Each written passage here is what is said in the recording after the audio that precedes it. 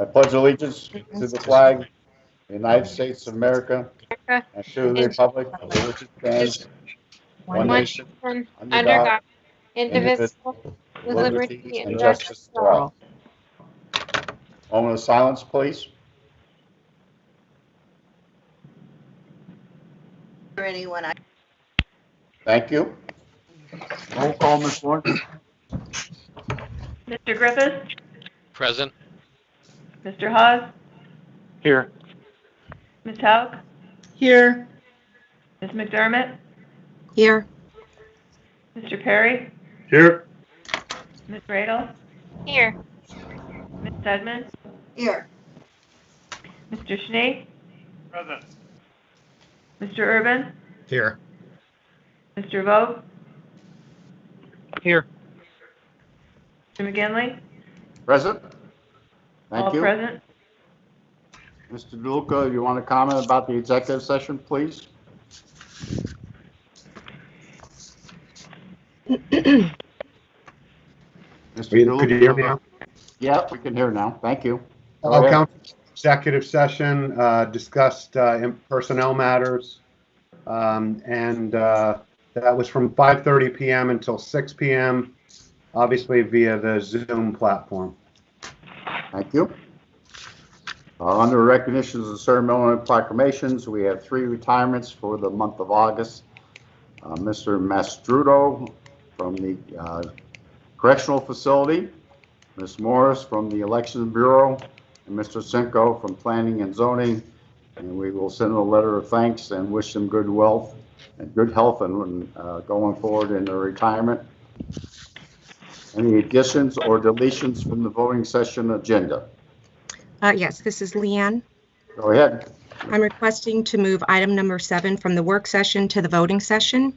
As the chair of the real estate committee, I'm requesting this to expedite the process while there is momentum and before the weather gets colder to sell the juvenile detention center. Okay. Any issues with that from anyone?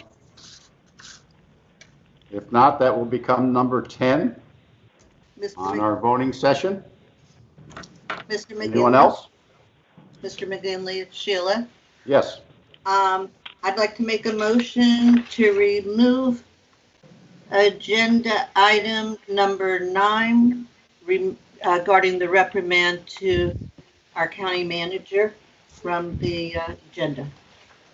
You're making a motion. Do we have a second for Ms. Segment? I'll second that. This is Walter. I was going to ask to have that. I was going to ask to have that taken off the agenda anyway. Mr. Pedri apologized to me at the last meeting when we had the issue, and we also met at the 9/11 memorial service, and we had a very cordial conversation, and I appreciate his sincerity, and therefore I don't feel a need to even have it on the agenda either. So, but I will second Sheila's motion. Anybody have any issue with taking it off the agenda then? So we'll remove number 9 then. And the one that we just put on in regards to the RFP for the juvenile detention will take place. Instead of 10, it'll be 9, okay? Everybody okay with that? Yes. Everyone good? Very good. Do we have a motion to adopt the agenda? So moved, Leanne. Second, Kendra. Second from Ms. Radel. All in favor indicate by saying aye. Aye. Aye. Any in opposition? Any abstentions? None heard. Motion carried. Motion to suspend the bylaws regarding the requirement a majority of those participating in the meeting must be physically present at the meeting. Ms. Howe, can you make that motion? Yes, I move. Do we have a second? Second, Sheila. Second. Is it Kendra?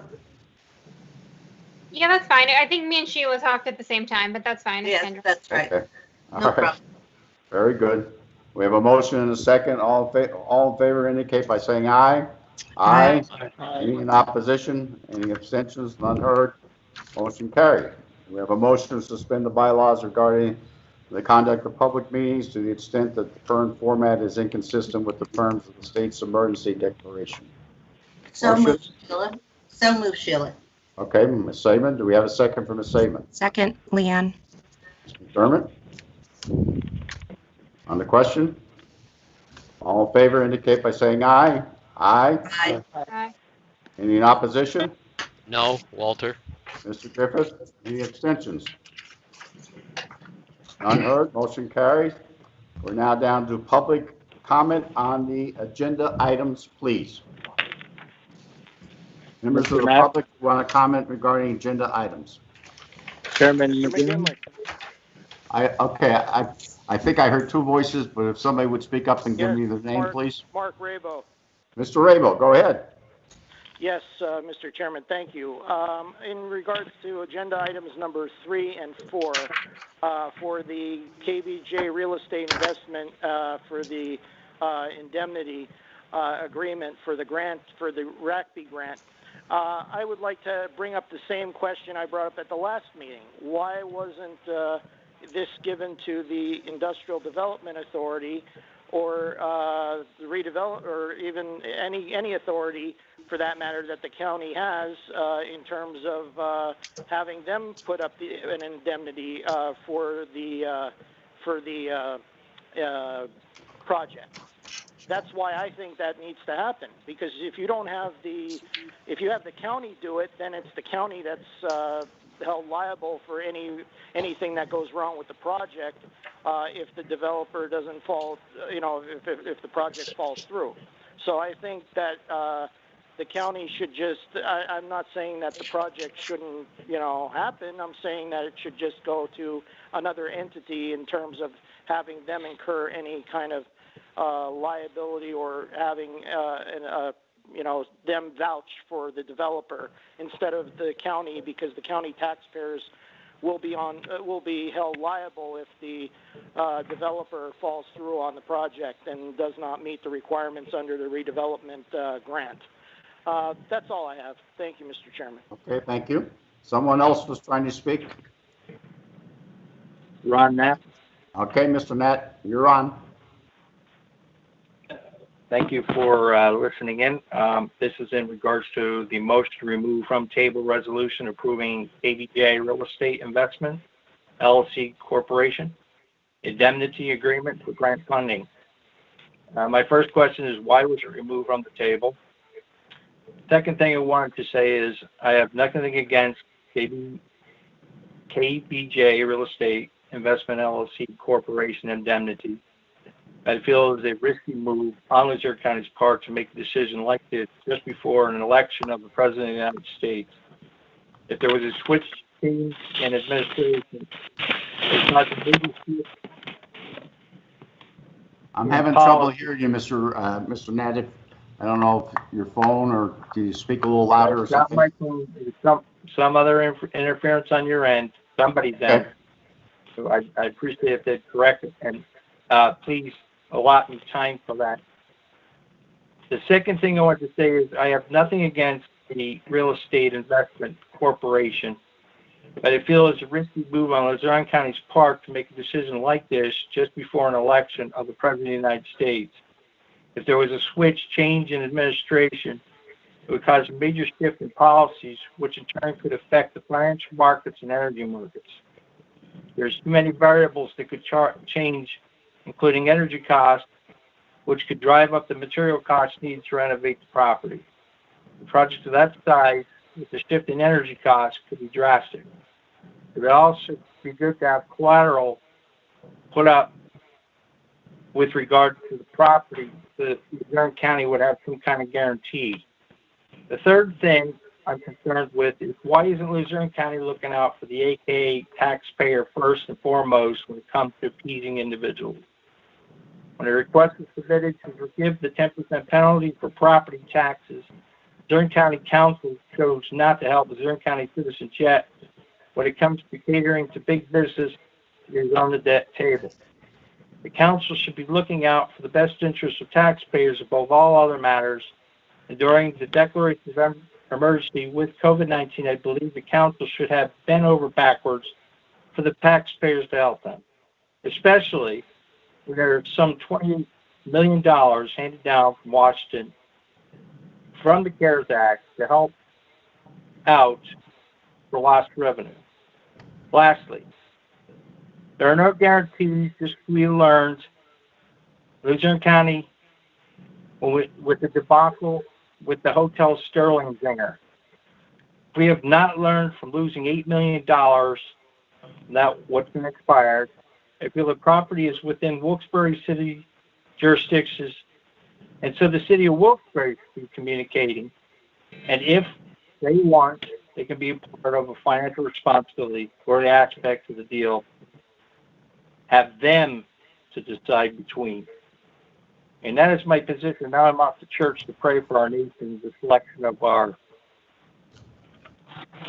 court. Okay, thank you. Anyone else from the public, please?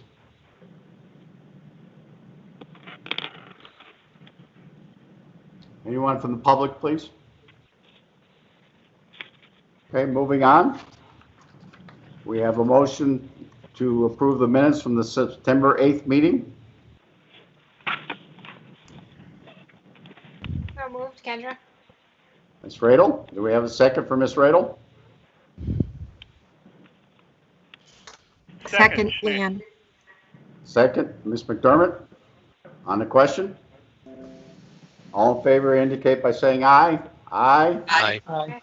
Any in opposition? No, Urban. Mr. Urban, any abstentions? None heard, motion carries. Anything under old business? Number one, under the county manager, motion to adopt a resolution authorizing the application of the Pennsylvania Municipal Assistance Program. Do we have a motion?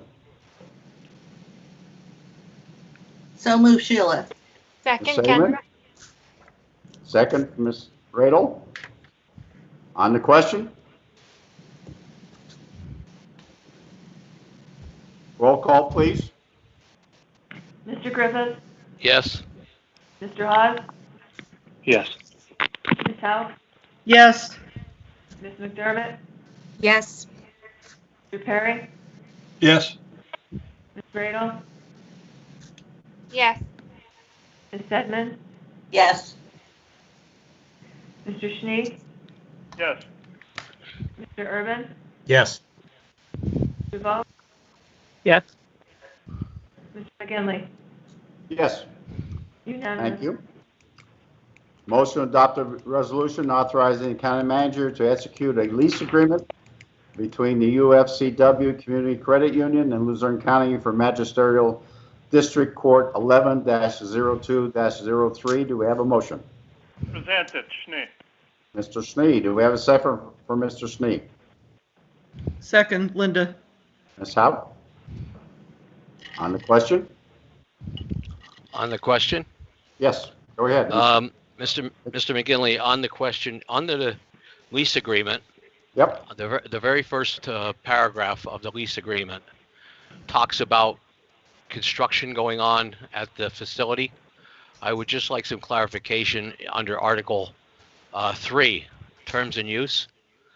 It says the term of this lease shall commence on the first day of the month next succeeding the date on which leaseor completes construction of the renovations specified on Exhibit A.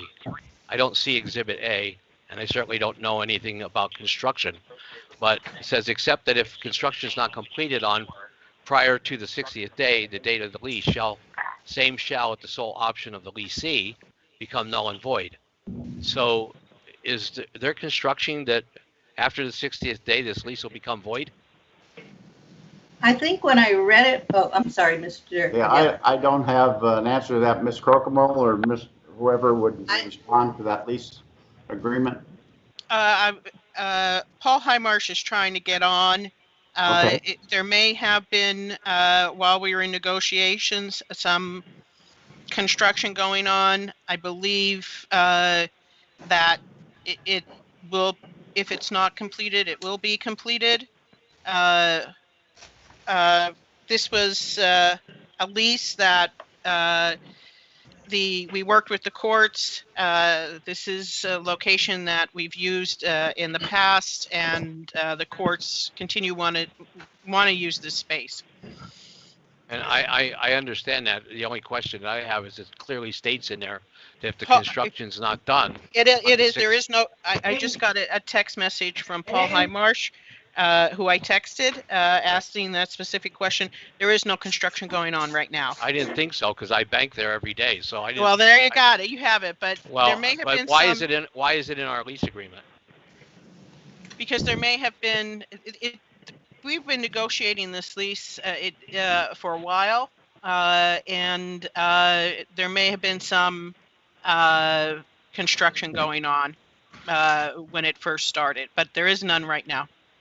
So Griffith, should we if I amend that? remember correctly, this lease agreement, as Ms. Crocombe, we've been talking about trying to get a lease here for about a year, I believe. And I think, if I remember correctly again, I believe the courts had requested some like security kinds of features to be added to some of these locations. And I think that's probably the construction that was taken. Is it possible that this was copy and pasted from the old lease in 2014? Is that I don't possible? believe it would be the case, but, you know. I think that's 2014 because there was time. construction back in that section back a couple of years back. So I I'm know wondering- there's been, Councilman Griffith, I know with various locations for the magistrates where they were located, there have been, as Mr. McGinley said, some changes. Most of them are generated from, AOPC or requests, by the courts themselves. But I can tell you right now that there is no construction going on at that location. Okay, and then the only other question that I have is the lease agreement gives us the ability to have a 5-year lease, yet our resolution says it's a 3-year lease under the therefore part of our resolution. So if I could make an amendment to the resolution that says the county council has to approve the additional 2 years in our resolution, because council approves it, it should not be an automatic thing. When the 4th year comes, they automatically go into the new lease because council has to approve the lease. And because it's an election, we don't know what county council will be sitting there. So we're drafting a 5-year lease.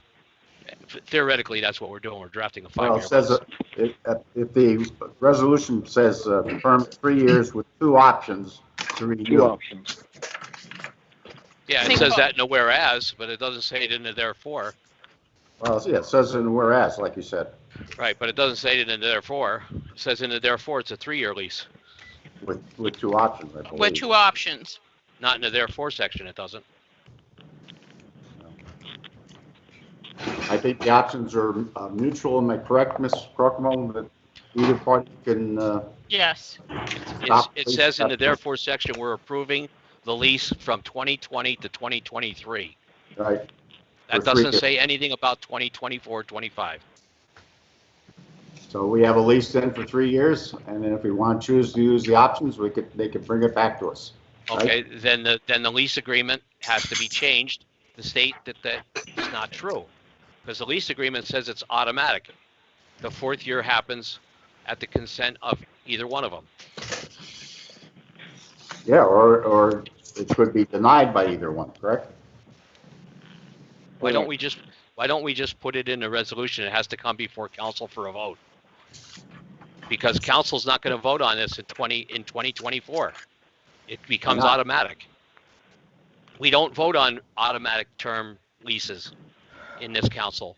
I've never seen one come before council since 2012. I haven't seen one. If you put the verbiage in the contract, it becomes automatic. The charter says council has to approve the contract.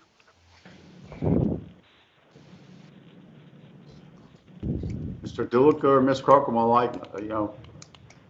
Well, there's a consent clause, and if the county doesn't consent to it, meaning if council doesn't approve it, we're not consenting to the year 4, and obviously then year 5.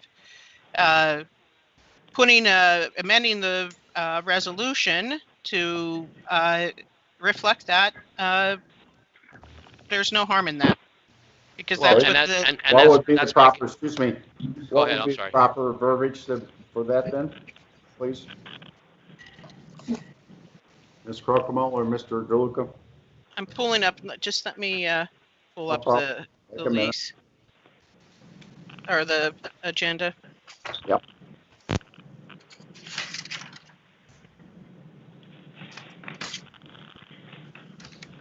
I stated while you're pulling that up, Ms. Crocomo, I stated that I'm not in favor of a 5-year lease anyway, because I think it ties the hands of future councils down the road. I would much rather it be all our leases be 3-year agreements.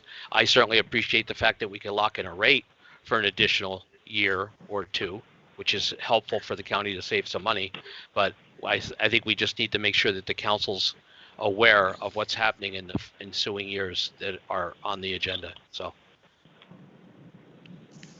I understand, Mr. Griffith. This is, we've been negotiating this lease and we're working with the courts, and I do have to, I don't want to speak for the courts, but there is something to the continuity of a location for the various magistrates. And this seems to be a location that has served the courts well, and the courts were very interested in not only locking in a rate, but making sure they don't have to move. When the courts have to move, it's a really big lift. Oh, without a doubt, without a doubt. And I don't expect that. I just want to make sure that the council gets Let's get the proper language. Councilman McGinley, can you hear me? Yeah, who's that?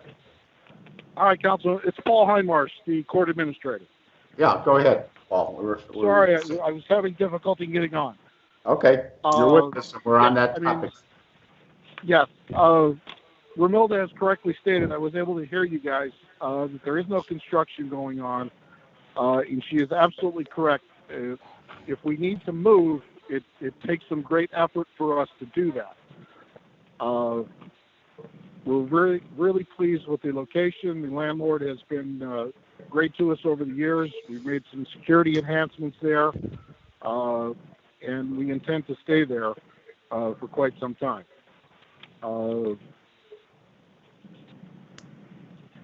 Okay. If that helps any, I mean, it's a location we're happy with. We do not desire to move, and it is a tremendous effort for us to find other locations and move to something suitable in the district. Yeah, Mr. Hindmarsh, I'm not advocating that we don't take the facility. I'm just advocating that when we do our resolution, that the resolution reflects that we have the automatic renewal, that council gets to approve year 2024 and year 2025. I don't suggest that we not go to that facility. I think you're right. That is a good facility, and they're good tenant, or they're good landlords, and they've taken very good care of us over the years. I just want to make sure that we do it according to what the charter says. If we say something like all lease options must be approved by Luzerne County Council? Extensions rather than options. There may be other options that, extensions? Extensions for year 4 and 5 must be approved by Luzerne County Council pursuant to the Luzerne County Home Rule Charter. Okay. That's kind of answers Want to make that motion for the amendment? Councilman Griffith, does that reflect what you're? Yeah, absolutely. Okay. You want to make that motion, Mr. Griffith? I will make that motion. If you would read that amendment back so the rest of council can understand, that'd be fine. Well, let me try. I think I got most of it down, but I'll make an effort. All extensions for year 4 and 5 must be approved by Luzerne County Council per the Luzerne County Charter. Is that the correct information, Ms. Crocomo? Yes. Everybody hear that? I'll second that amendment. Linda. Ms. Howe? So we have an amendment now for this resolution that we have a motion for by Mr. Sneed, seconded by Ms. Howe. The amendment is from Mr. Griffith, seconded by Ms. Howe. Am I correct? Yes. On the amendment now, to add it to the resolution. Roll call, please. Mr. Haas? Yes. Ms. Howe? Yes. Ms. McDermott? Yes. Mr. Perry? Mr. Perry?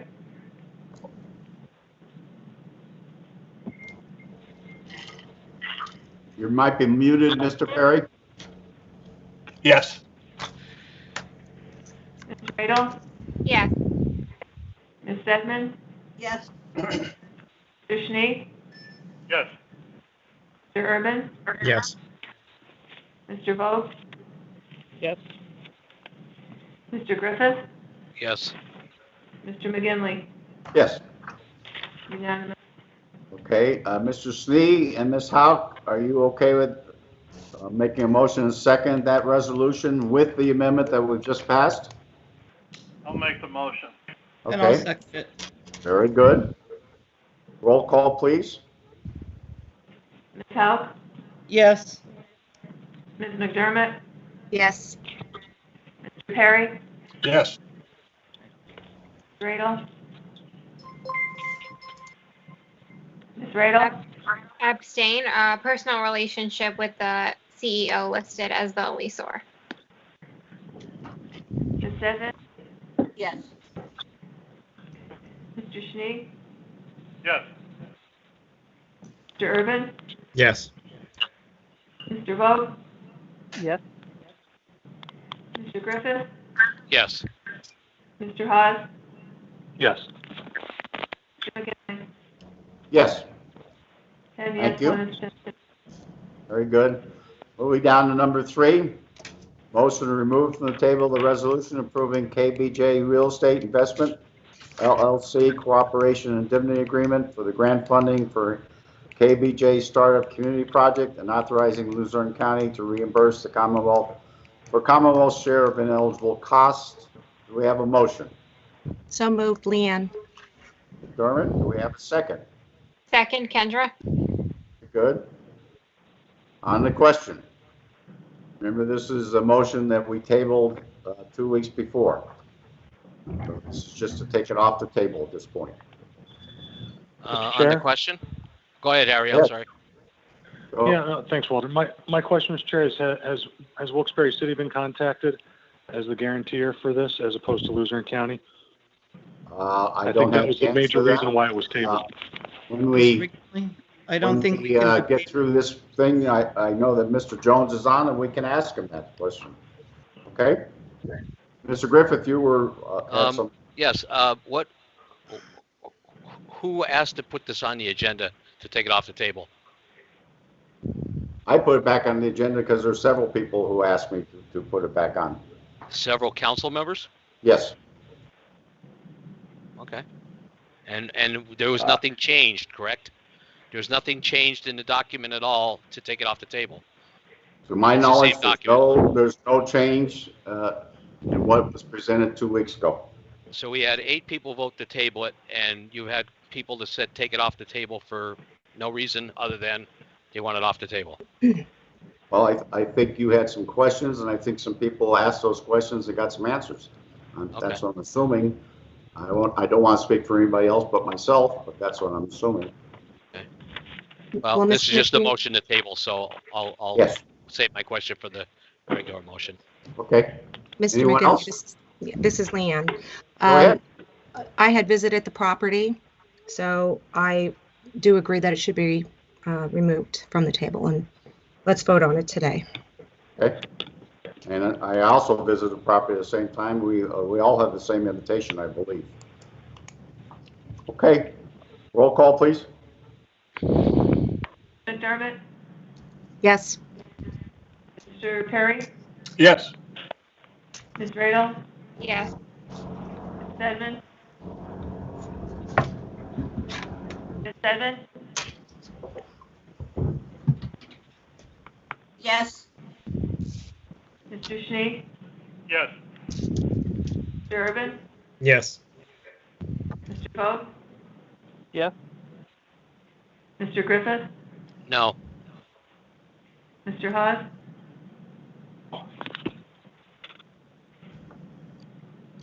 Mr. Haas? No. Ms. Howe? Yes. Mr. McGinley? Yes. Thank you. Yes, 2 no. Very good. Number 4, motion to adopt a resolution approving KBJ Real Estate Investment LLC's cooperation and indemnity agreement for grant funding for KBJ Startup Community Project and authorizing Luzerne County to reimburse the Commonwealth for the Commonwealth's share of ineligible costs incurred. Do we have a motion? So moved, Leanne. Second, Ms. Emmett? And Ms. Saban. On the question. And Mr. Jones, are you on the meeting here? Yep, I'm right here.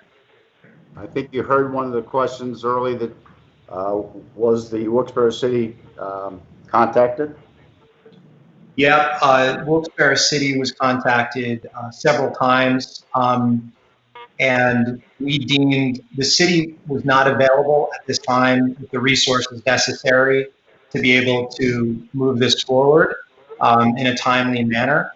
And, you know, despite sort of repeated an expression of interest in me trying to get them involved, you know, again, we deemed that it was more appropriate to proceed as we did. And just for those that are listening, the way we proceeded after Member Griffith tabled was we extended an invitation to all county council members to do a tour of the building. That tour took place the past week. In attendance was Leanne McDermott as well as Tim McGinley. It was followed up with a very just lively and just exciting call with Kendra, who just, you know, asked a lot of really great questions. I also reached out individually to multiple members to make sure that if they had any questions that they were answered. But as it related to Member Griffith's question, yes, the city was contacted multiple times, and unfortunately the city was not in a position, nor was not in a position to be able to answer my request, honor my request, I should say. Okay. Anyone else with questions, please?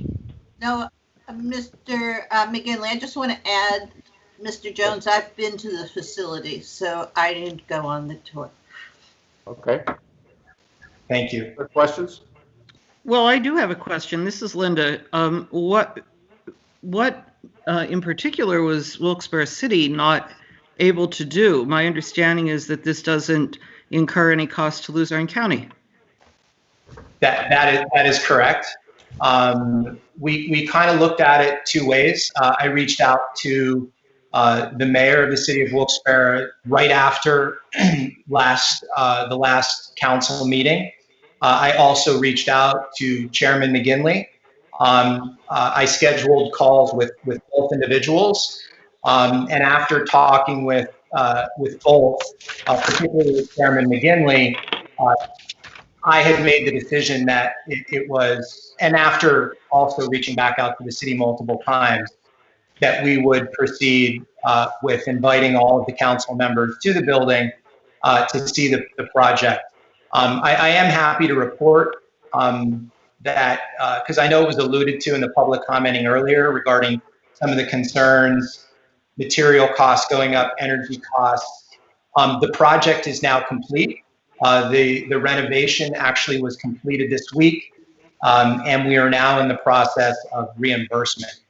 So this, in some cases, the county council will have this put before them at a quote unquote riskier stage of the process, where vetting and you know, having the proper compliance people in place might not even be the case.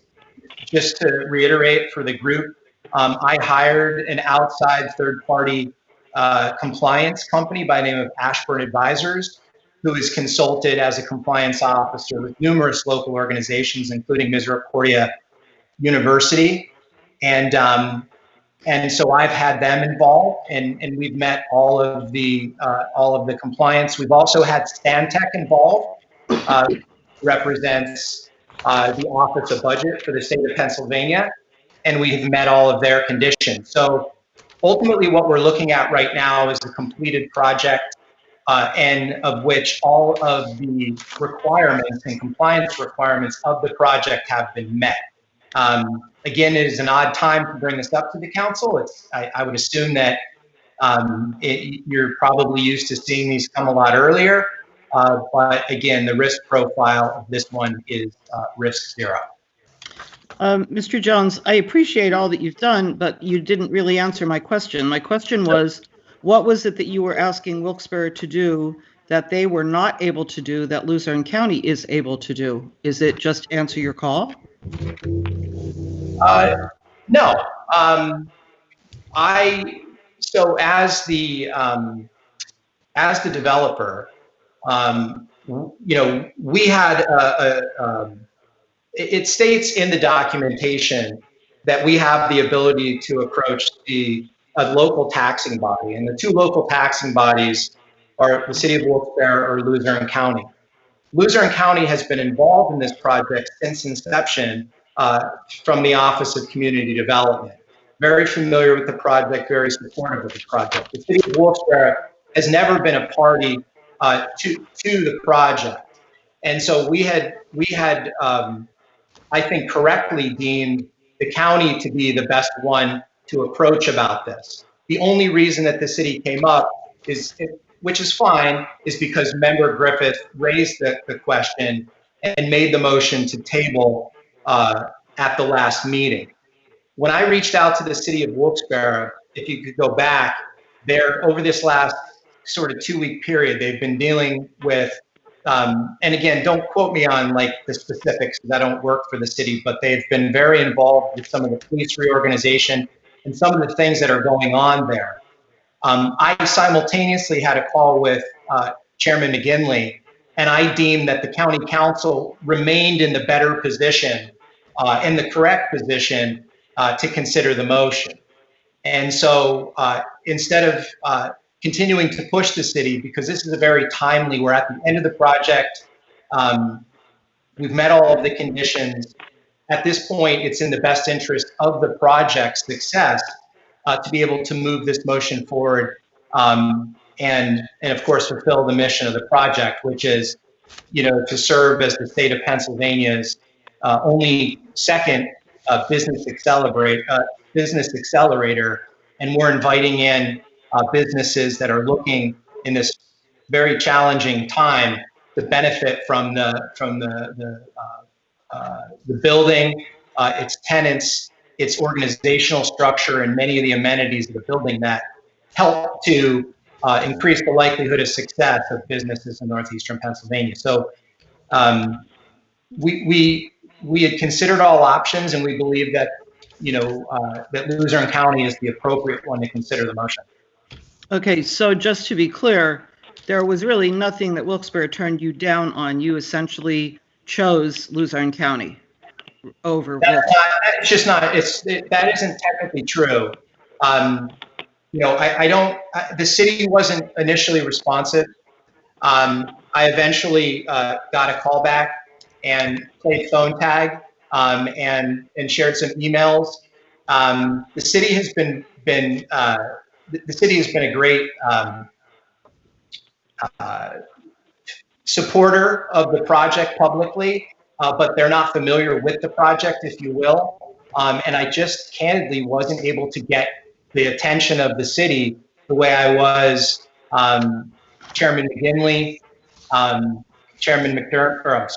Member McDermott, and others on the city or on the county council who took a sincere interest in this project, came over and spent about an hour and a half with me, went through the project, looked at it, and I had, without question, I can tell you that feel very comfortable and confident that Luzerne County here is the appropriate taxing body to consider, the motion. But again, I'm being honest. I don't want to throw the city under the bus, but they were not responsive. They did not express the ability to be able to step up and to fulfill it. If that had happened, maybe we would be looking at a different scenario. But this is a very timely matter, and I think it's appropriate that it's coming to a vote today, and I'm here to answer any other questions that any of the members have. Anyone else with questions for Mr. Jones? Mr. Jones, it's Sheila, and I just want to know, can you make a statement that there are no costs that, you know, are going to come back that we're going to have to reimburse the state? I mean, that's really the bottom line I think everybody is thinking about. Are there costs that are ineligible for the, I mean, the project is finished. Member Seidman, I really appreciate your question. And I could state that the project has met all compliance required by the state of Pennsylvania. In addition to that, as part of the agreement, I'm providing indemnification of Luzerne County as it relates to this matter.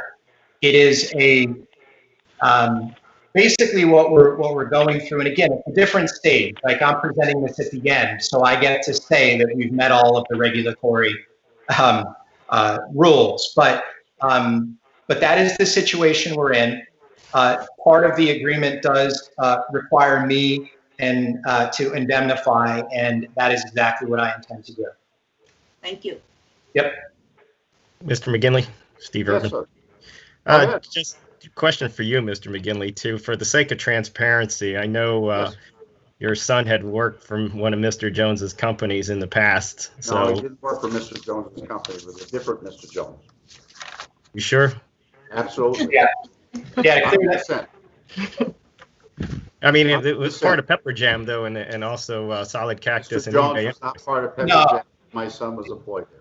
Yeah, just for the public and for anybody that's listening. So I had founded Pepper Jam in 1999. It was sold in 2009. I left the company in 2010. To your question, I believe the chairman's son, well, I know that he was hired later when I had no association with the company. Often in the community, one of my employees, Michael Jones, has been confused because we share the same last name. We've been confused as brothers. We actually had fun with it over the years because people would just assume it, so we assumed it and played along. But Michael Jones is someone I've known since childhood, but when I left Pepper Jam, he had become the CEO. So the articles, there was actually one point, Steve, where 5 years later, after I had left the company, somehow the local journalist inadvertently had me on the cover of the newspaper associated with the company. But it was an error on their part because I think they just confused, which I think is what you're doing, the fact that Mike Jones and I share the same last name. Well, we just wanted to clear the air, because of the news articles and what's out in public. Mr. Urban, do you think I would not have mentioned that if that was the case? Well, I don't know. You wouldn't know?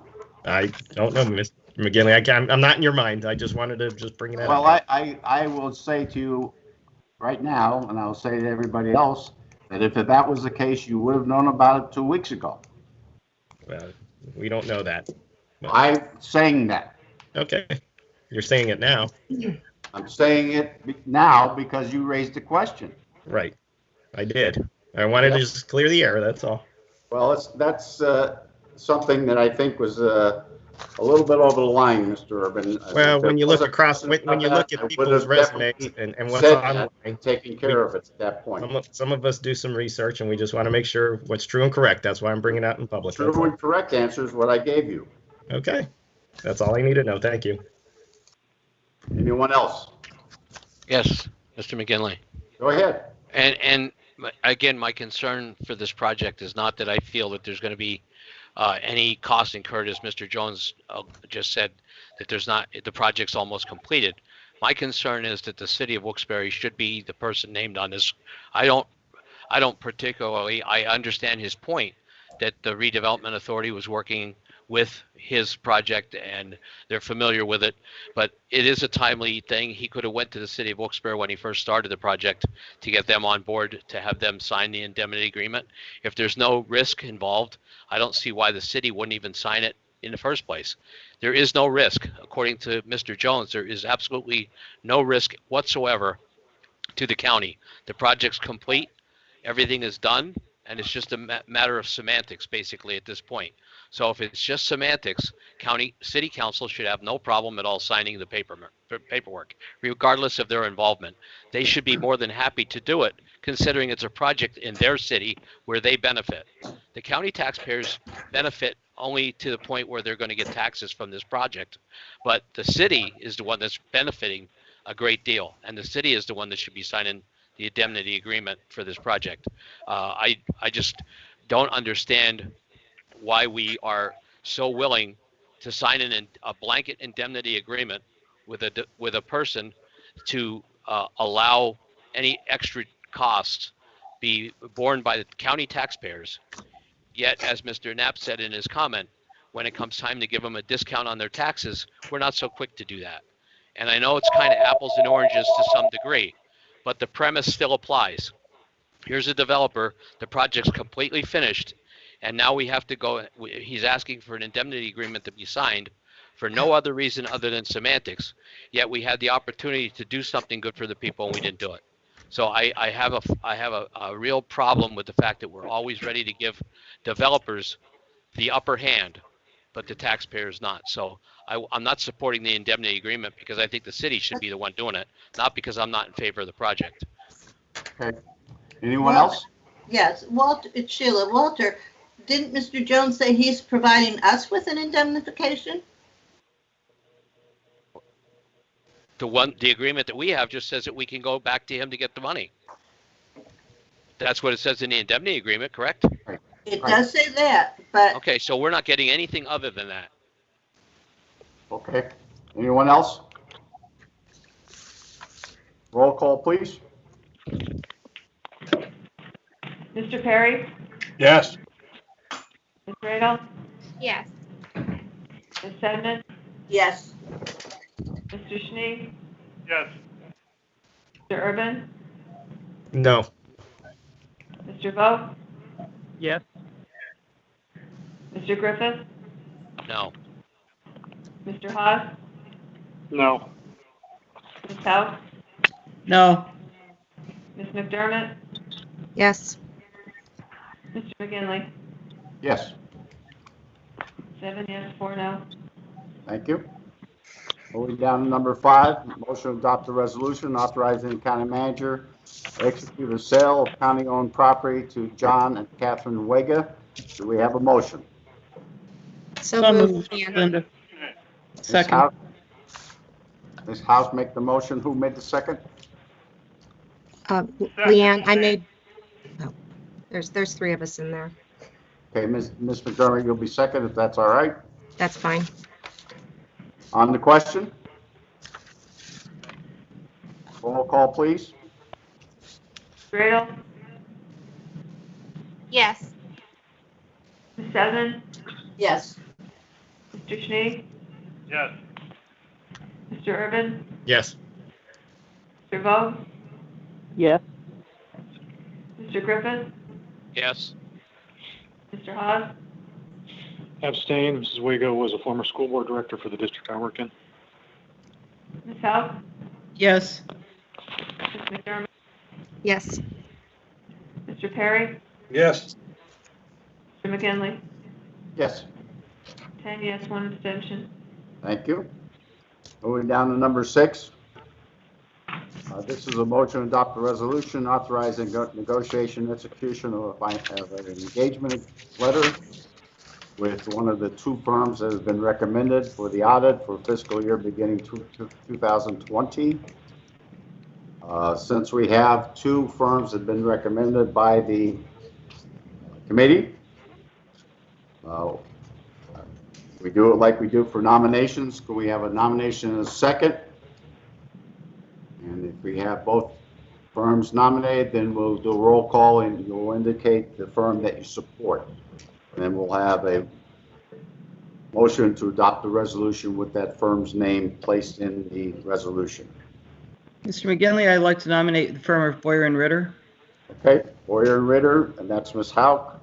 Do we have a second for Ms. Hauk? Second, Urban. Mr. Urban? Anyone else? Mr. McGinley, Sheila, I would like to nominate Baker and Tilly. Baker Tilly. Do we have a second for Ms. Segman? Second, Kendra. Ms. Radel? We've had information in this regard. I think you got the electronic information that was forwarded to the committee. Any other questions? Okay, we'll do a roll call. You'll indicate whether you support Boyer and Ritter or Baker and Tilly, please. Ms. Stedman? Baker Tilly. Mr. Schnee? Baker Tilly. Mr. Urban? Boyer and Ritter. Mr. Vogt? Baker Tilly. Mr. Griffith? Boyer and Ritter. Mr. Hawes? Boyer and Ritter. Ms. House? Boyer and Ritter. Ms. McDermott? Baker Tilly. Mr. Perry? Baker Tilly. Ms. Radel? Baker Tilly. Mr. McGinley? Baker Tilly? 4 for Boyer and Ritter, 7 for Baker Tilly. Okay, now we will have a motion to adopt the resolution authorizing negotiation and execution of an engagement letter with Baker Tilly for the audit for fiscal year 2020. Do we have a motion? So moved, Kendra. Ms. Radel, do we have a second for Ms. Radel? Sheila. Ms. Segman? And the question? Roll call, please. Mr. Schnee? Yes. Mr. Urban? No. Mr. Vogt? Yes. Mr. Griffith? No. Mr. Hawes? No. Ms. House? No. Ms. McDermott? Yes. Mr. Perry? Yes. Ms. Radel? Yes. Ms. Stedman? Yes. Mr. McGinley? Yes. Thank 7 you. yes. Down to number 7, motion to adopt a resolution declaring a vacancy on Luzerne County Children and Youth Advisory Board. You have a copy of the information in regards to that resignation. We have a motion. So moved. Mr. Urban? Second. You have a second? Mr. Sneed? On the question? Roll call, please. Mr. Urban? Yes. Mr. Vogt? Yes. Mr. Griffith? Yes. Mr. Hawes? Yes. Ms. House? Yes. Ms. McDermott? Yes. Mr. Perry? Yes. Ms. Radel? Yes. Ms. Stedman? Yes. Mr. Schnee? Yes. Mr. McGinley? Yes.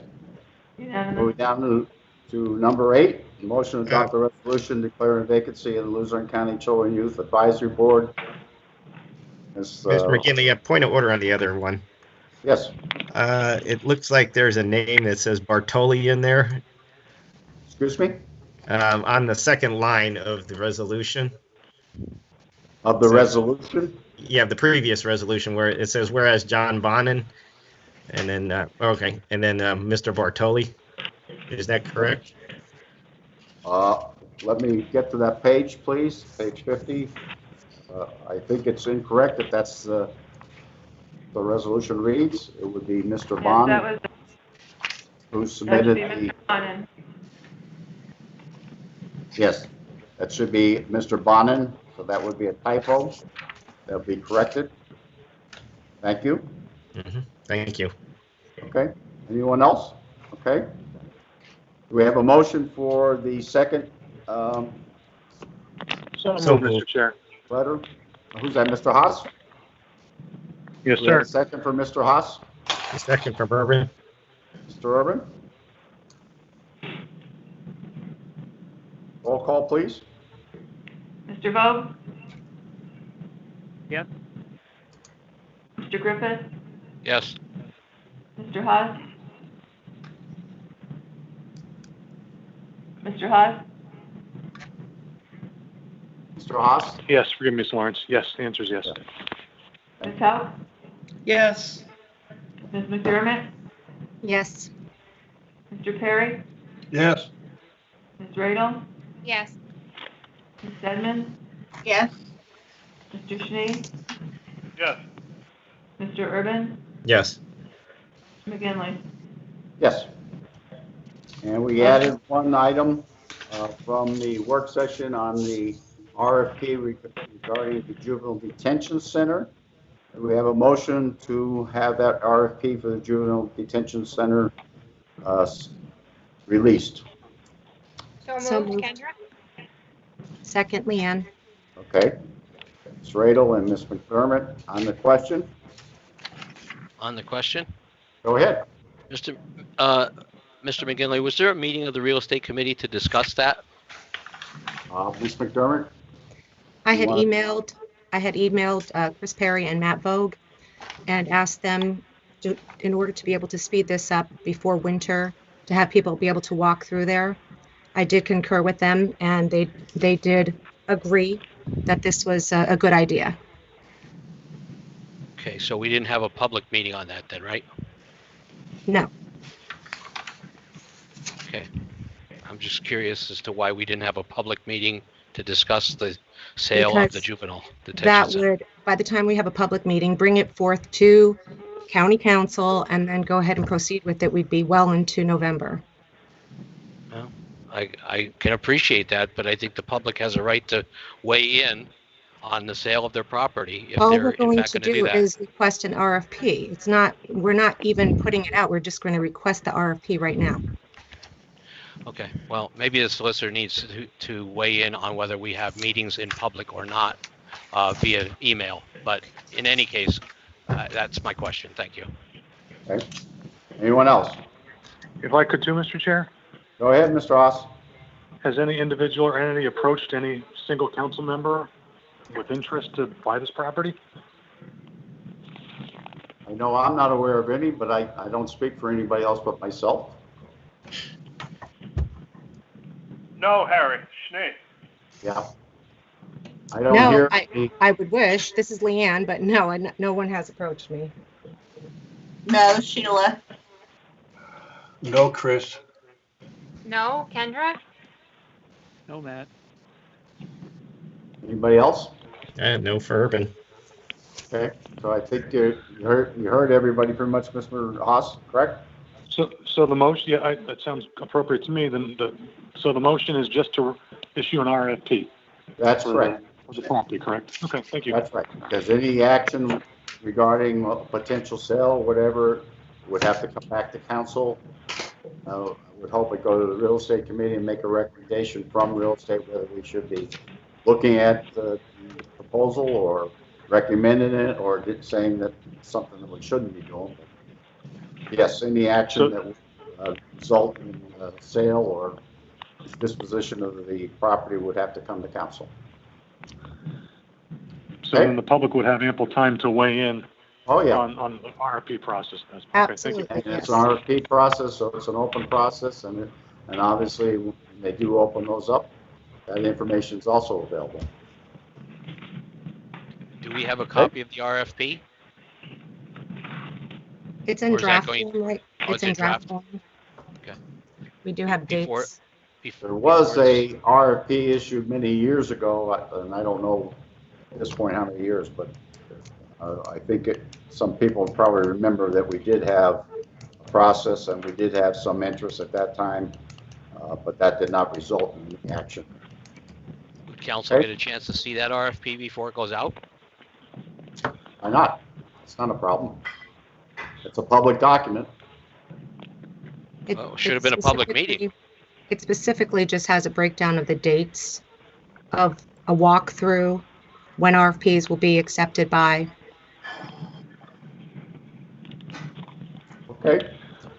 If I Point could, of Mr. order, Chair? Mr. McGinley. This violates the open records law, sunshine law. You cannot discuss things in an email. You must have a public meeting. They are a subdivision of the county council. The walkthrough was done by the solicitor and Ms. McDermott separately. The public was not invited.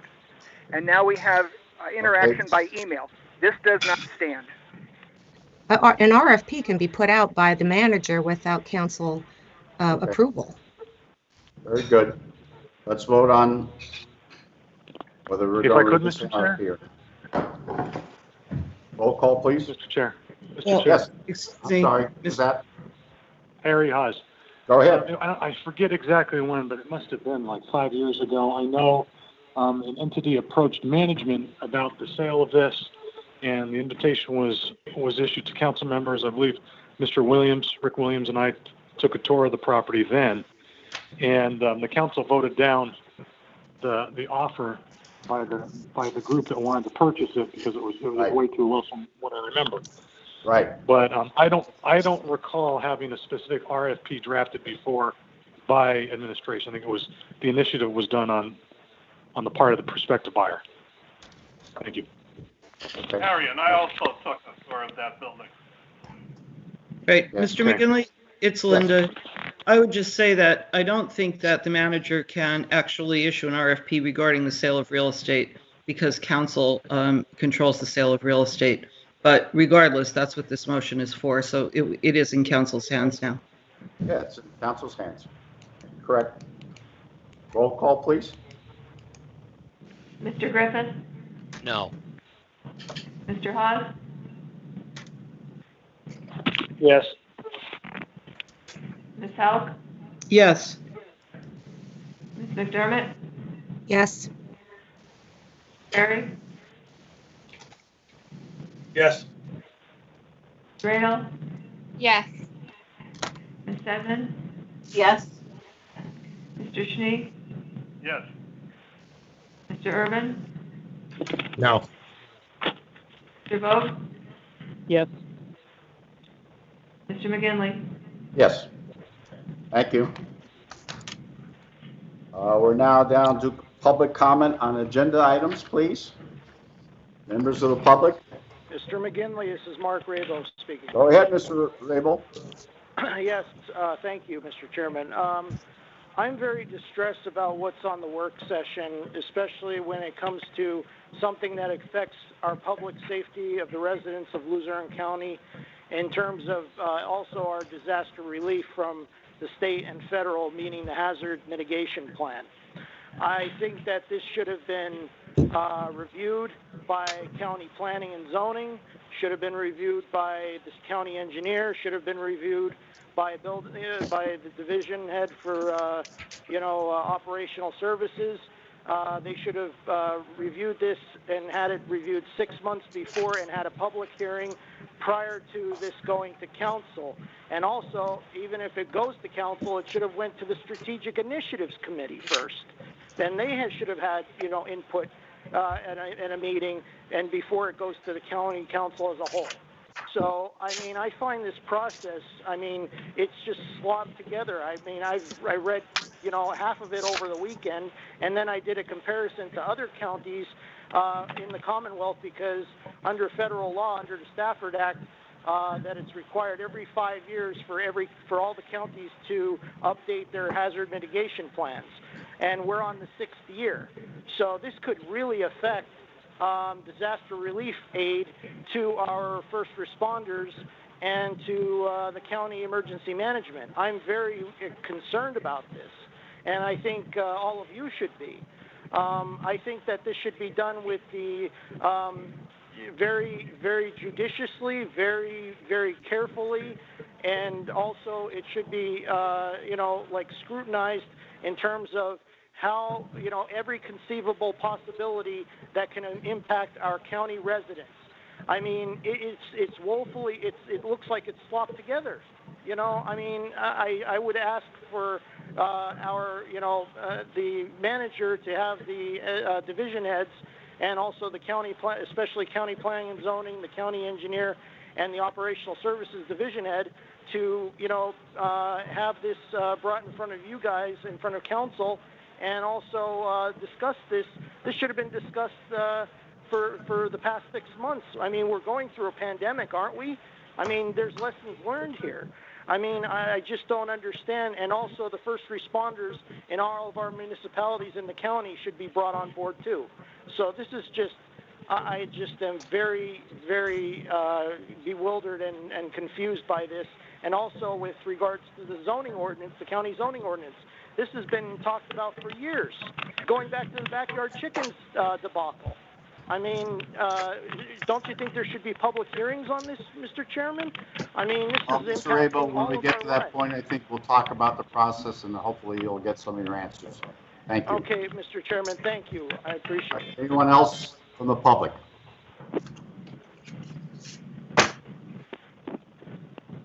Other members of the public?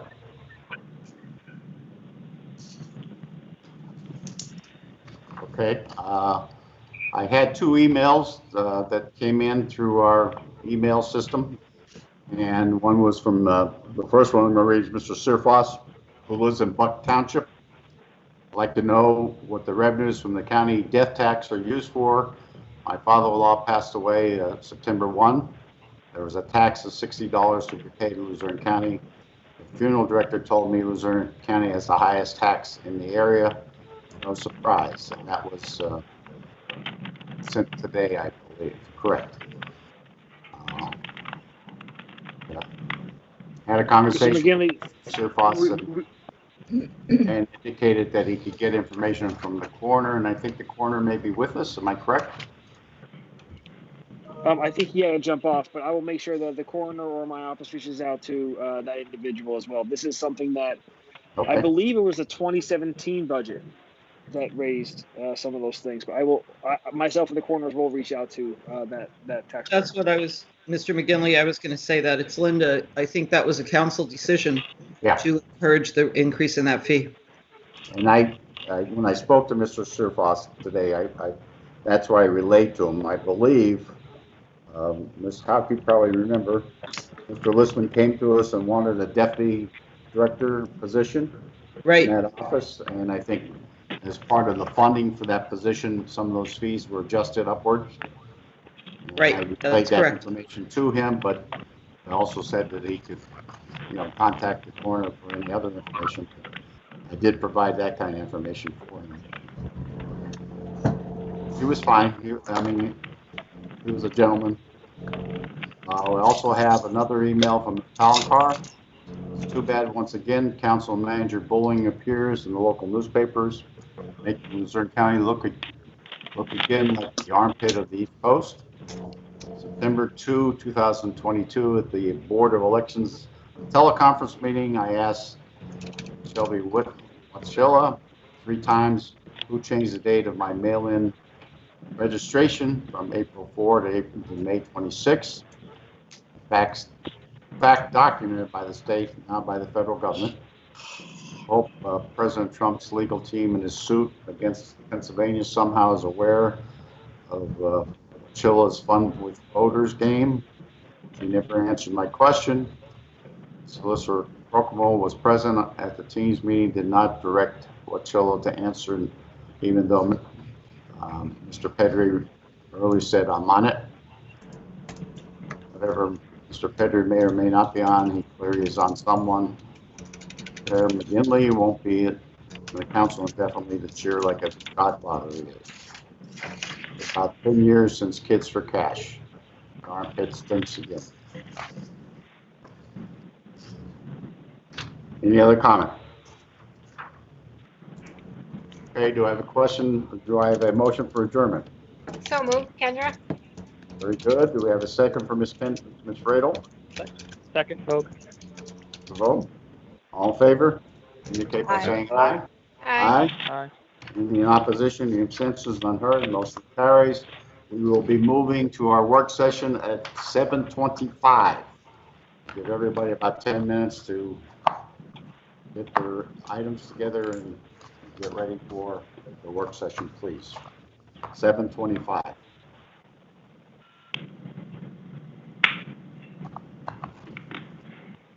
Mr. McGinley? Yes. Do we stay on this Zoom line? I mean, we don't. Yes, don't this is have the to sign proper out. meeting. Yes, Okay. this is the proper meeting site. We only have the one meeting that has the voting and the work session together. Okay?